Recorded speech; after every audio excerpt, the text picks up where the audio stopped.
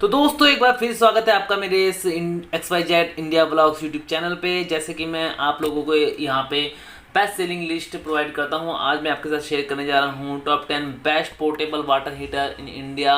Almost all 3 litres के हैं। और गाइस चलिए चलते हैं नंबर 10 से। नंबर 10 पे हैवल्स का मोनाजा 10 लीटर का स्टोरेज, जिसकी कीमत है 6205 रुपये। और गाइस मोस्टली जितने भी हैं वो 3 लीटर्स के हैं, क्योंकि पोर्टेबल्स में 3 लीटर टू 5 लीटर्स ही आते हैं। चलिए चलते हैं, देखते हैं जितने भी मॉडल्स की डिटेल्स है, प्राइस की डिटेल्स इस वीडियो में मैं शो कर दूंगा।